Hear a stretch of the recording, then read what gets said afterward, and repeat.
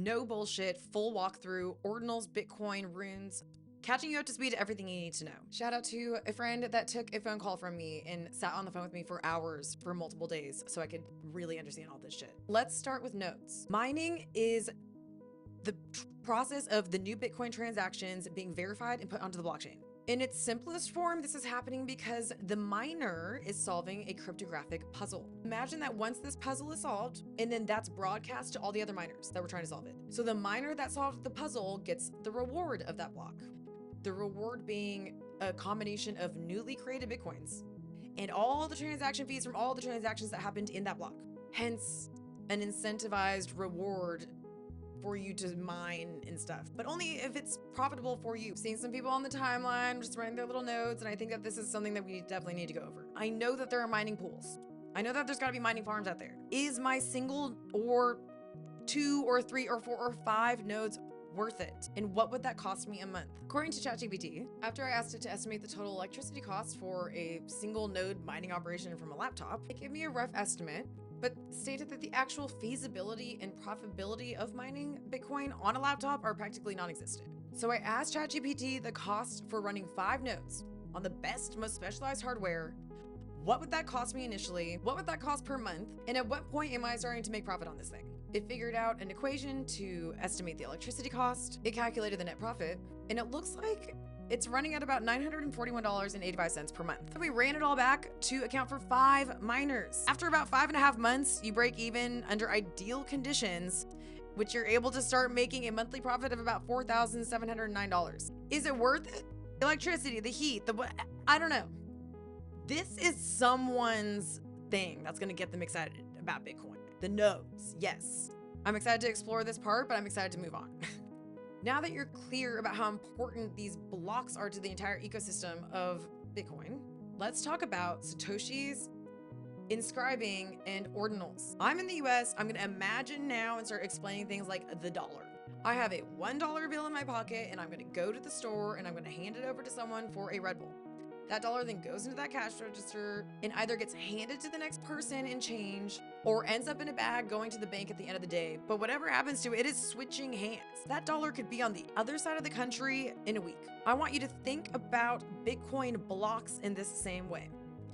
All the blocks that have ever been mined and all the new ones are just all constantly being shuffled around all the time. 1 Bitcoin can be broken down into 1 million Satoshis. Ordinals are the ability to now take these blocks, which were just data, little blocks before, and put additional data onto them for the first time ever. The act of doing that is called inscribing, and you can basically find these very specific types of blocks to inscribe on, which will then increase or decrease the value of your ordinal based on market sentiment at the time about the rarities of the different types of blocks. I do think that because of all the rarities and stuff that it's still very speculative right now. We don't know what is going to be valuable 10 years from now or not, but there are some very strong opinions about the certain blocks that will be.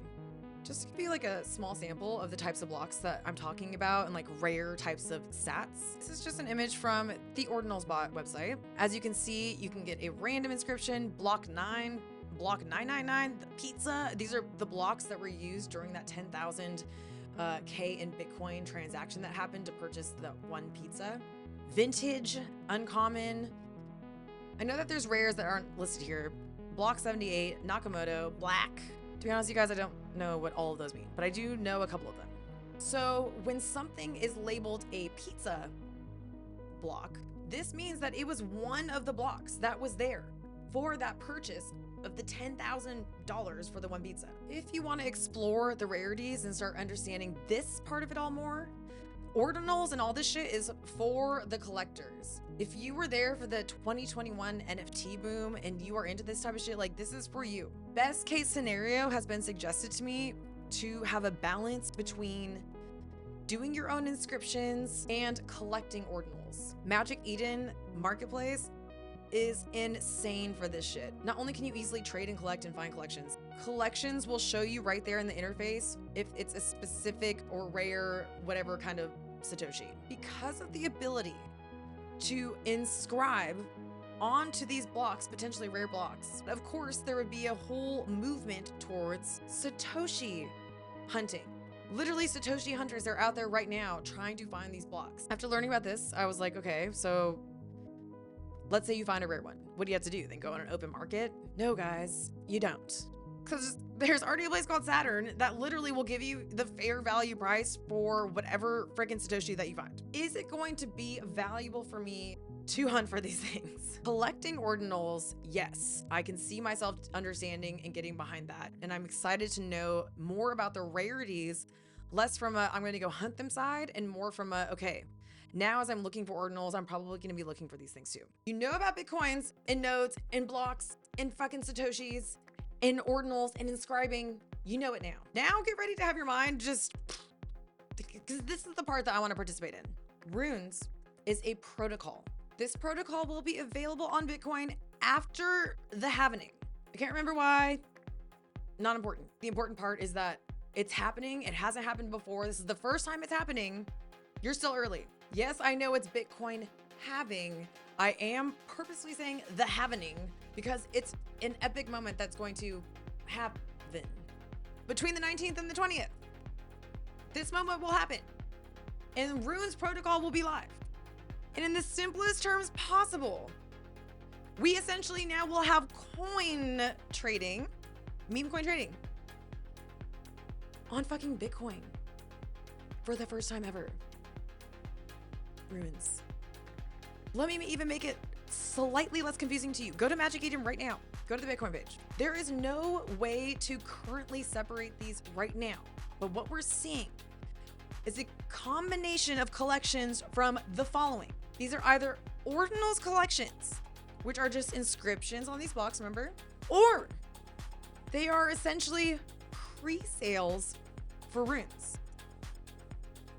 Rune stones, rune pups, tiny Vikings, 3 examples of what will be the first ever coins on Bitcoin. There's no way to separate these right now. But what I'm assuming to be true is after this happening event, at the very top of Magic Eden, there's already a tab that says runes. If you click on it now, it's obviously loading, you know. I'm assuming that after this event, I'm gonna be able to click on that and we will have a separation here. You are still so early, even if just by a couple days, to being able to participate in one of these projects for the launch of this brand new protocol, to be one of the first users on it. If you are in Web3 at all, like this is the shit that is exciting.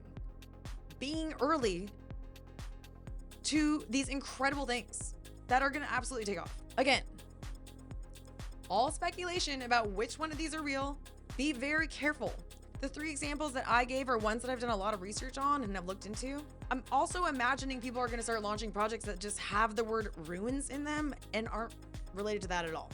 You are gonna have to continue to go out there and sit in spaces, talk to people in the space, and understand which projects are legitimate and which are not. I don't know why I was making it so complicated in my mind that runes was a protocol and that rune stones was just one of the projects. There is so much more that I need to go and learn, but I couldn't continue doing that without just making this most simplest video possible about what the hell is happening. I hope this video was helpful in some way.